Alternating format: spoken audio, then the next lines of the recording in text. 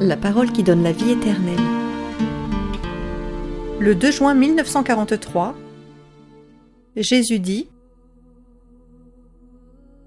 En ce mois consacré à mon cœur, et qui cette année réunit les solennités, qui sont autant de témoignages d'amour de nous, Trinité divine, que faites-vous ? C'est un mois d'amour, et vous en faites un mois d'enfer, qui est. Il en va de même pour le mois de Marie, ma mère, et du mois d'avril où je mourus. Il y a désormais 20 siècles, moi qui vous ramène mes Pâques. Pour vous, c'est toujours comme ça. L'amour, la bonté, vous ne les voulez que de Dieu et en Dieu. Mais vous ne voulez pas nous aimer, vous aimer et être bon. Oui, vous ne voulez pas nous aimer. Vos prières sont inutiles parce que c'est l'égoïsme qui les pousse sur vos lèvres et non l'amour. Vous voulez être préservés du mal, mais vous ne dites pas que nos ennemis le soient aussi. Non, pour eux vous implorez massacre et ruine, tout ce que vous ne souhaitez pas pour vous. Il n'y a pas d'élan en vous dont le ressort secret ne soit pas la haine et l'égoïsme.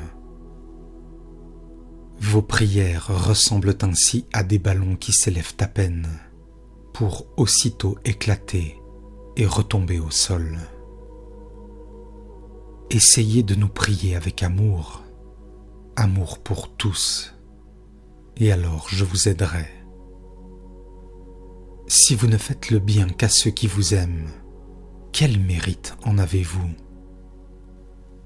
Soyez semblables à nous qui faisons pleuvoir eau et soleil sur les justes et les injustes, et laissez à nous seuls le droit de juger quand l'heure sera venue.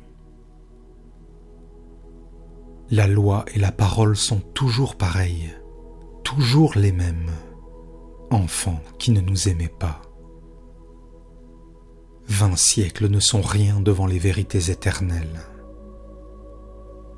Moi, le Verbe, je ne suis pas venu pour changer la loi, même pas moi qui suis le Verbe.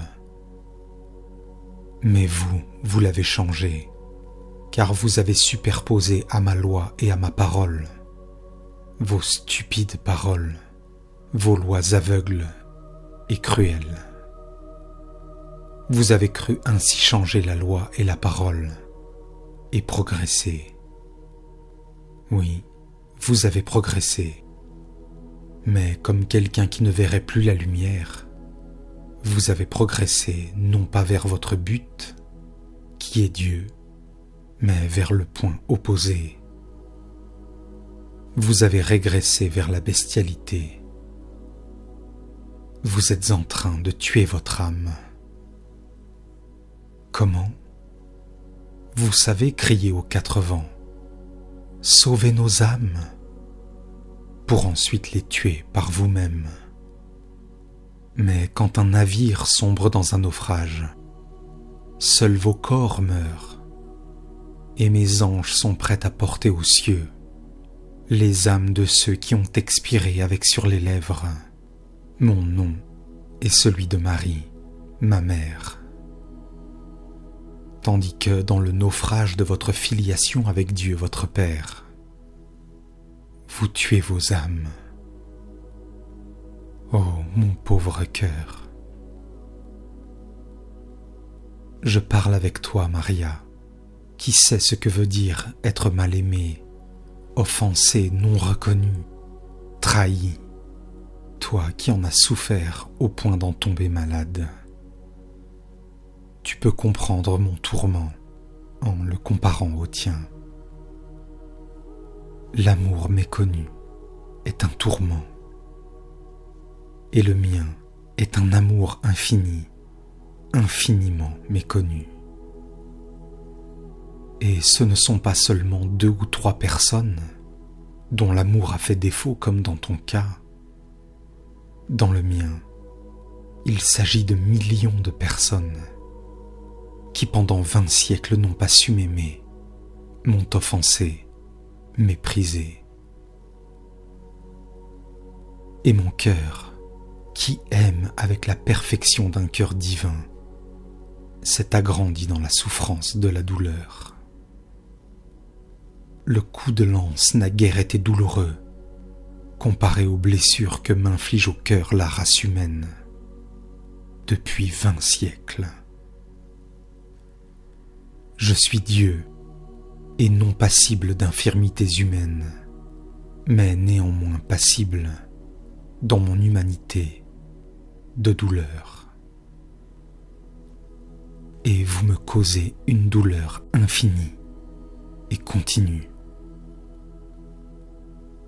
Je dois, à certaines heures, me réfugier sur le cœur de ma mère pour surmonter les affres provoqués par vos bassesses.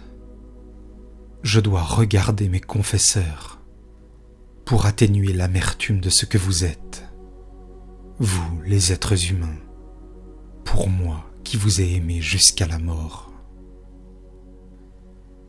Nous ne voulons pas de couronne précieuse sur la tête des simulacres qui me représentent et représentent ma mère et la vôtre, pendant que vous enfoncez en nous des épines, en comparaison desquelles celles de ma couronne étaient des roses. Nous ne souhaitons de vous qu'une seule couronne, votre amour, un amour qui soit vrai, à toute heure, quoi qu'il arrive. Il suffirait qu'un tel amour existe dans quelque cœur, dans chaque nation, pour que le mal soit vaincu par le bien. 12 vrais apôtres, appuyés contre le cœur de Marie, n'ont-ils pas suffi à apporter la charité au monde? Mais maintenant, vous êtes pires que les gentils et les juifs.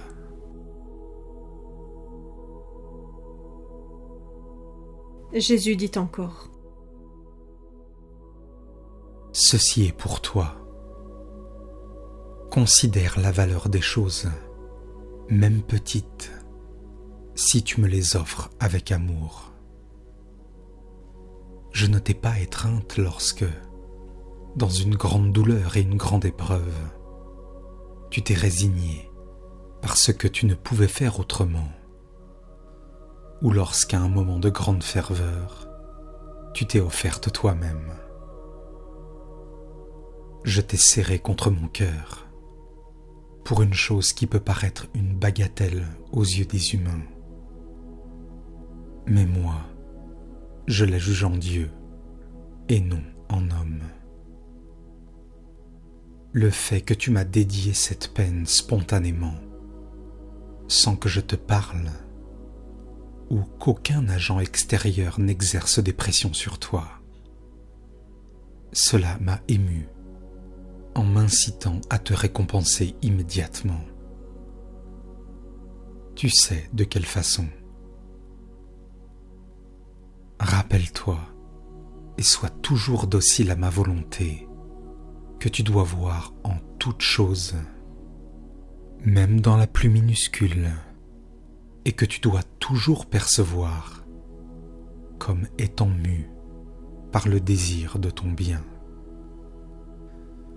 Tu dois être comme une herbe fleurie qui s'incline et se relève à chaque souffle d'amour, car ma volonté est amour. Et tout en toi doit répondre à mon amour, avec l'amour. Même le regard que tu poses sur ton prochain doit être un regard d'amour, toujours. De cette façon, même un simple regard te méritera une caresse de moi. Ne juge rien comme étant méprisable en ce qui a trait au surnaturel. La vie est faite de choses ordinaires, mais qui deviennent sublimes lorsqu'elles sont revêtues d'amour.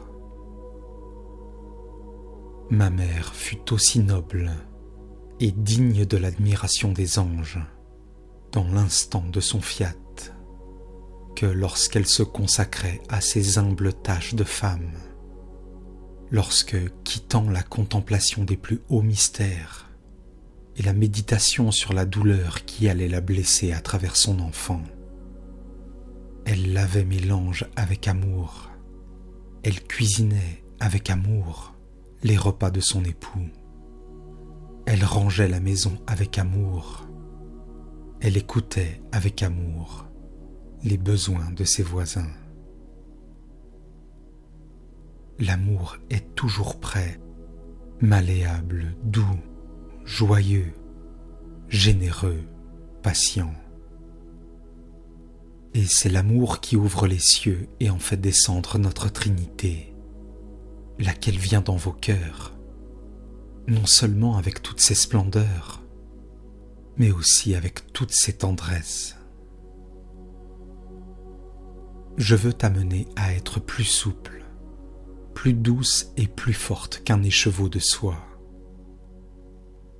Si je veux plaisanter avec toi, si je veux montrer que je suis le roi, tu ne dois pas réagir, te plaindre, bouder.